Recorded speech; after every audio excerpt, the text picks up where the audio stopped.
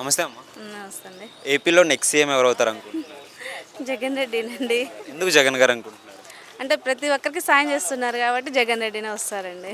అంటే 5 సంవత్సరాలు చూశారు కదా, ఏమనిపించింది జగన్ గారు పాలన? ఫస్ట్ టైం చేశారు సీఎం. ఫస్ట్ కాదు, నెక్స్ట్ చేసినా కూడా జగన్ రెడ్డినే వస్తాడండి. బాగా చేశారు అంతే. మీకేమని అంటే ఏం నచ్చింది బాగా జగన్ పాలనలో? ఇది నచ్చలేదు అనేదానికి లేదు కదా, తను పెట్టిన పథకాలన్నీ బాగానే వచ్చినాయి. ఇంకా ఇది అది చెప్పడానికి ప్రత్యేకంగా లేవు కదా.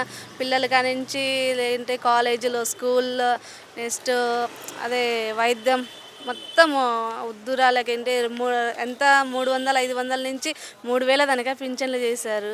మరి ఇంతకన్నా ఎవరు చేస్తారు? ఎవరు చెయ్యరు కూడా వచ్చినా కూడా. అంటే స్కూల్స్ బాగా డెవలప్ చేశారని అంటున్నారు, నిజమేనా?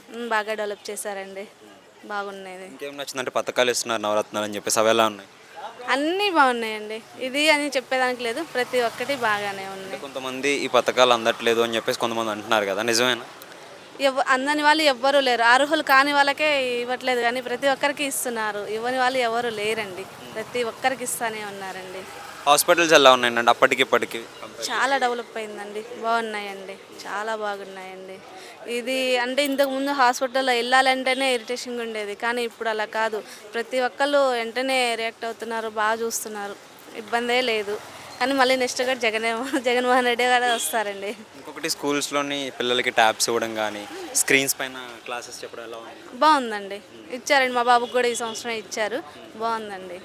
చదువుకోవడానికి బాగా యూజ్ అవుతుంది. అవునండి, ప్రతి ఒక్కటి మనకి ఏది కావాలన్నా డౌట్స్ ఉన్నాయంటే దాంట్లో చూసుకుంటున్నారు కదా, ఇబ్బంది అయితే లేదు, బాగుంది. జగన్మోహన్ రెడ్డి పాలన బాగుంది, జగన్మోహన్ రెడ్డి రావాలి. ఇంకొకటి, అభివృద్ధి లేదని చెప్పేసి అంటున్నారు. మీ విలేజెస్లో కానీ రోడ్స్ కానీ ఇవన్నీ ఎలా ఉన్నాయి? అభివృద్ధి అంటే అన్నీ ఒక్కరోజే రావాలి అంటే, ఒక ఇంట్లో ఒకటి రావాలంటే అన్నీ ఒకరోజే తీసుకొచ్చుకోలేం కదా.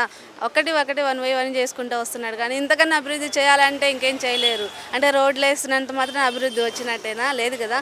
పేదవాళ్ళకి సాయం చేస్తే అభివృద్ధి వచ్చినట్టు ఉంటుంది కదా, అంతే. ఇంకొకటి, షర్మిల గారు ఆపోజిట్ అయిపోయారు కదా ఇప్పుడు కాంగ్రెస్లో చేరి, మరి ఏమన్నా జగన్ గారికి నష్టం చేయబోతుంది అంటారంటే? ఎవరు వచ్చినా జగన్మోహన్ రెడ్డికి ఎలాంటి నష్టం రాదు, అంతే. అంటే ఇంట్లో వాళ్ళే బయట ఉన్నారని చెప్పేసి అలాంటి ఏమి ఉండదు, తనకి ఎవరు వచ్చినా కానీ దానికి పోటీ రారు. మరి చంద్రబాబు నాయుడు గారు పవన్ కళ్యాణ్ గారు కలిశారు కదా, వాళ్ళకి ఏమన్నా ఛాన్సెస్ ఉంటాయి, వచ్చే ఛాన్సెస్? ఏముండదు, ఏముండదు, జగన్మోహన్ రెడ్డి గారే వస్తారండి. ఇంకా ఒక ముక్కలో నెక్స్ట్ సీఎం జగన్మోహన్ రెడ్డి గారు.